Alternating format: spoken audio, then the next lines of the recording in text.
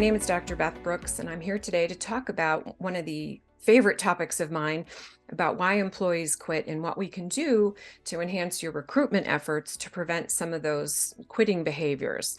So what's happened, golly, we've been studying turnover for nearly 100 years, and over that time, there's been research, particularly why people quit, and then a whole nother stream of research about how people quit. And over time now, those two strains of research have been melded together.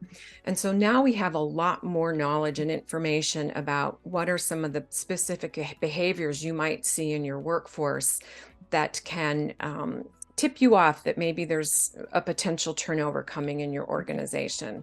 So, one of the things to think about is this idea of a shock. A shock is something that happens in the organization where the employees are maybe a little taken aback. Maybe it's a new boss. Maybe there's a merger on the horizon. Maybe a change in the compensation program or change in the benefits. This shock can be inside your organization, but it can also be outside the organization. So, sort of keep your eye on those kinds of things that happen in the organization because they may give you some clues about what's coming down the road. And so, with this idea of a shock in mind, generally there's these four attributes of employees about how they quit. Do they already have a job offer in hand? Do they think about quitting? Or sometimes they're thinking about quitting, but they're not too definite yet. And then we have folks that are just impulsive quitters. And I will explain a little bit more about that in a moment. And then this whole idea about why employees quit. There's generally some different behaviors or expectations, if you will, in our world, in the work world, where it sort of can influence whether or not your employee might think about quitting. So some employees will stay, and because they have this affect, they love their job, they like the people they work with, their work makes them feel good, and they're really attached to your organization. And then there's folks who have this attitude of, well, I have this contract, right? I am obligated to work and give my all, and I'm going to finish this project. And I have an agreement, if you will, with this organization to perform this work.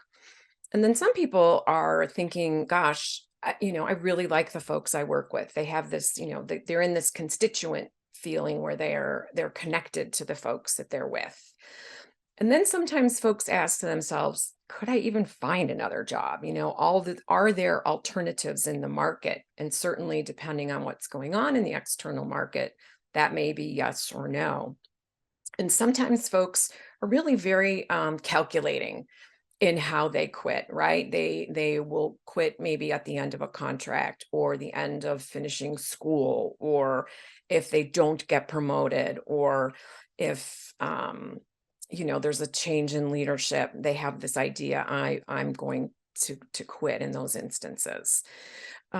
Certainly expectations of our family and society, it's considered, normal, if you will, to be working. So to not be working maybe looks less socially appealing, so that might drive whether someone decides to quit or not. And then sometimes it's just too darn much work to look for a new job, and so employees will just obviously stay in the organization because the effort of looking is more than they want to invest at that point. And then there's also those moral reasons. If you hop around too much, that might not look good on your resume. So if you take these kind of reasons, these personal reasons, and you meld those with this idea of how people quit, we end up with these four kinds of quitters. And some are impulsive because they're not attached to the organization. They have no plan, they have no job. They just are going to and quit because they don't really feel that invested in the organization. And I'll talk about, again, some strategies that you can think about from a recruitment perspective to mitigate any kind of impulsive quitting.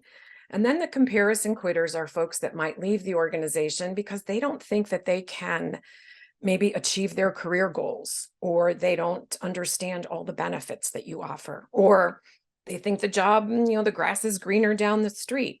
And so this is all about how much those folks will be comparing what do you have as an organization and what might they have down the street if they were to leave. And then we have pre-planned quitters, and those are the folks, frankly, that your organization can do nothing about, typically. And I'll explain more. The pre-planned quitters is one of those phenomenon that happens in our workplaces that typically aren't anything that you can do a whole lot about. It could be a retirement is impending, a spouse is relocating, it's finishing school, and there's a time to potentially move on. And then our conditional quitters are folks that probably don't have a job offer in hand, but if something happens, for instance, a shock, they may decide to quit and leave your organization. So you have to be really mindful of those shocks, because these conditional quitters kind of are running that if then script in their mind. So we've got the 4 types of quitters. So now I want to talk about what do you do from a recruitment perspective to think through how to prevent some of that quitting behavior. So from the very first beginning, our impulsive quitters, they're, again, remember, they don't have sufficient attachment. How well have we interviewed? How well do they have a realistic job preview? How did we assess their fit during the interview process? So do they know sort of what they're getting into? And so the realistic job preview is a really important strategy for your organization to consider. With our comparison quitters, make really, really sure that you're really clear with candidates about what kind of career aspirations can they achieve in your organization, and what's the total compensation, not just their salary.